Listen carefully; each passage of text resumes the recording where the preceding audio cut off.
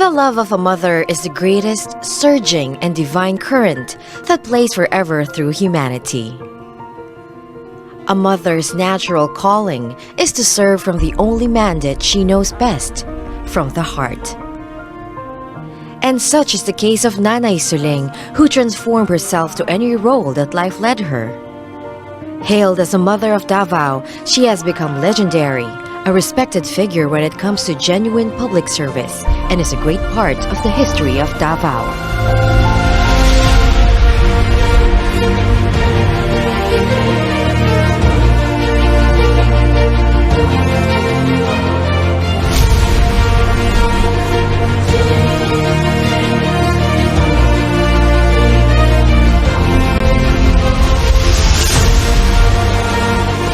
Soledad Roa Duterte.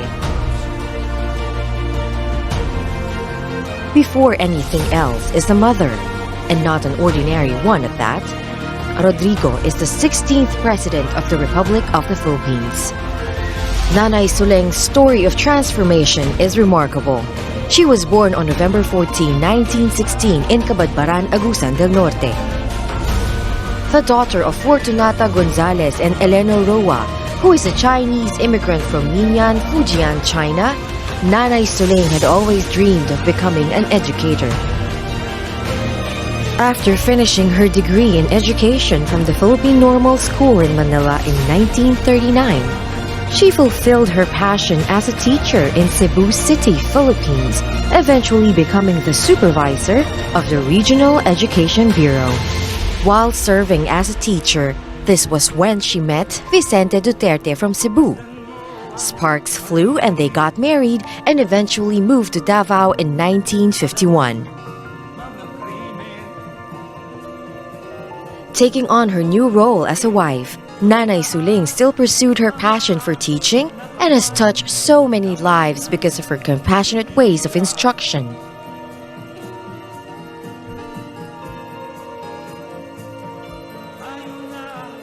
She have a training center for the woman, and then you can see how devoted she is. She taught the woman the value of human life. Not allowing to take family life a sidestep, Nanay Soling was also the light of the Duterte family, a mother to 5 children, and wife to lawyer-politician husband Vicente. She inspired 3 generations of the Dutertes to fight for people's well-being. However, Nanay Soling had to sacrifice her passion to embark on a much bigger calling. In 1962, she retired as a supervisor after 23 years in the teaching profession to support her husband Vicente's new role as the governor of Davao.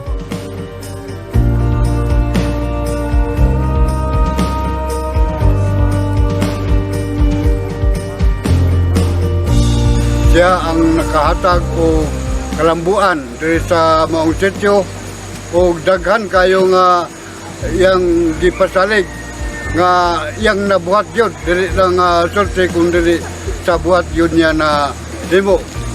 Nanay Soling left government service as a teacher, but her new role as the governor's wife proved how much more she can do to serve, even without holding a public office. She held the public's trust. Embracing this new life, Nanay Soling familiarized herself with the social and economic profiles of various sectors of society. She left her profession as a teacher, but she never abandoned her passion to teach. In 1982, she pushed for the establishment of Zonta Elementary School, the first Muslim school in the Philippines, thereby solving the problem of our Muslim brothers to access to education. Since working with the Duterte's family, I know the advocacy of these people, who's been working very hard, especially to unite all the people together, no matter who you are and what you are, no matter if you are Muslim or Christian, no matter if you are a Lumat, an indigenous people, or a Christian, as long as we can live together. And that is, I think, one of the greatest advocacy that Nanay Soling has put in this place by putting that Pag-asa primary school in here, and then after that putting Zonta Elementary School in here. That's elevating life the objective was to help the youth in education. Then they found out that there are a lot of little children here also needs an education, and since other schools are far from the area, and also there was also a problem of discrimination since most of the pupils here are Muslims and Bajaus. That is why they said that she decided to really put up a school here, and it was really come into reality in 1982. Nanay Soling believed in the importance of mental and psychological health, serving as the Philippine Mental Health Association chairman in the Davao chapter. She spent 24 years creating projects, putting her words into action to promote psychological health.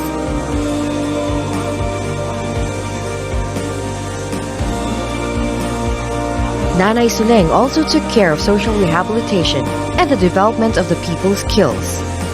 In 1996, she set up the Social Rehabilitation Fund, primarily organized to assist an individual the ability to earn and improve his future condition.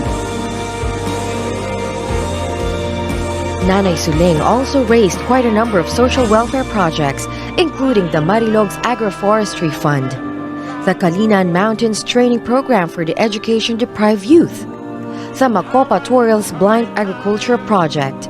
The hydropower installed by her foundation also helped solve electricity problems of around 100 indigenous families. Some southern indigenous groups also look up to Nanay Soling and her touch of magic in transforming their lives. A great number of development projects for the Aitas, the Bagobos, and the Bajaus or Sea Gypsies were carried out by Mrs. Duterte. Mrs. Duterte was also widely known for her volunteer works. As the director of Boys Town in Davao, she personally supervised the boys for carpentry, shoemaking, and crafts training.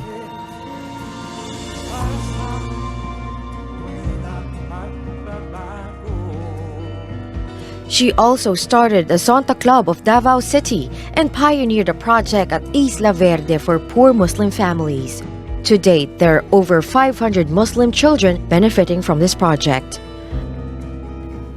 Aside from being active in social reform projects, Mrs. Duterte is also an advocate of the rich culture of Davao.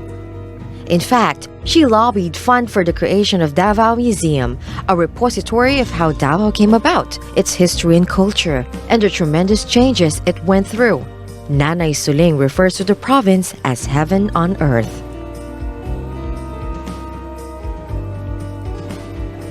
Someday when we are gone, all those who will come after us will know how Davao was made it is today.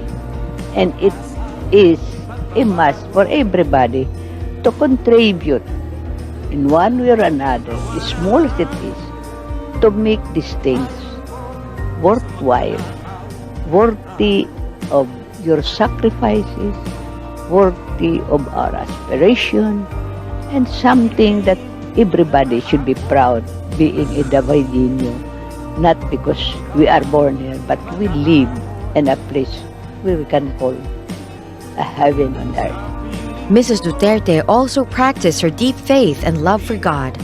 This is clearly manifested by her love for people and service to mankind in her lifetime. In no time, Nanay Soling's efforts gained her numerous awards and international recognitions. She is included in the list of the world's famous women in the 5th edition of the Cambridge International Biography.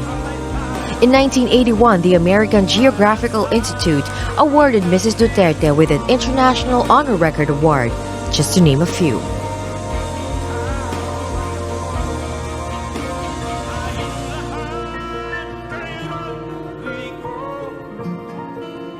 When Nanay Soling passed away on February 4, 2012, the low-key mother of Davao left a great number of legacies. She was not at the center of governance, but she proved that things can be done if you will them to happen. Her contributions to the political, educational, social, religious, and cultural life of Davao City is a collective story of a brave, courageous, and tireless woman who dedicated her life so that others may live in comfort. Nanay Soling's passion to serve required her to transform herself into whatever role life led her. From teacher, Nanay Soling is a good teacher to us. He's kind but also a strict teacher. She loved all his students. They would identify themselves not that they're the owner of Mitsubishi or they're the owner of the big company. I'm the student of Nanay Soling. Oh my God. to a loving mother, How she was able to raise the family of boys and girls. How he was able to produce a president of the republic. Unbelievable. For that alone, 100 million Filipinos should thank Nanay Soling for giving us President Duterte. an advocate of social change, That there is no other person here that cares so much for the people in Davao City except you. She has been doing volunteer for 25 years of her life in Davao City. All civic organizations, she's a member of all civic organizations. And she still doesn't get paid. She's a volunteer. Where does she get paid? She's a volunteer. Do not ask for sobra or anything, something. So I learned so much from Nanay. She's a hard-working woman.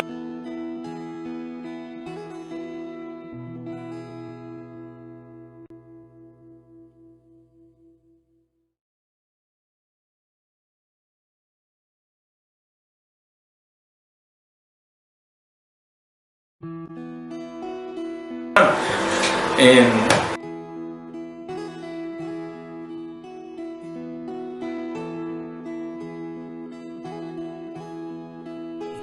very convincing. In other words, if you are convinced that you are doing something good for the people, then it's different when it is for your personal use.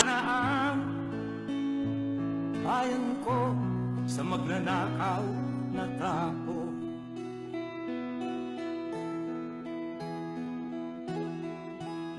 Madilim na kahapon. We continued with all the programs of Nanay Soling that includes taking care of the young girls, young boys, yung boys town natin. We continued feeding the people, etc. and helping them in their needs, etc. Mga schools, etc. And also so many important needs of the community. and as a leader. Every time we wanted to sponsor a forum or a convocation, it was with Nanay Soling. So she was our leader. In fact, I learned a lot about how to become a leader, a woman leader, from Nanay Soling. Because she did not only help in terms of telling us what to do, but she showed in terms of her action and involvement that there was more to the women's movement than just talking about the problems of women. She really helped us. Din yun talaga pinagsikapan niya na magkapag siya ng project doon sa Marahan kasi yung mga native doon hinalagaan talaga niya. Mahal talaga niya yung mga piting salog. Binibigyan niya ng livelihood program, binigyan ng piggery, Carabao, na para mabuhay lang sila na meron silang source of income. Then every time na mag-birthday siya, nagpunta siya sa Marahan para magbigay ng mga gift packs. Doon talaga siya nag-group birthday party. Very few Davaoes ever achieve what for Davao City.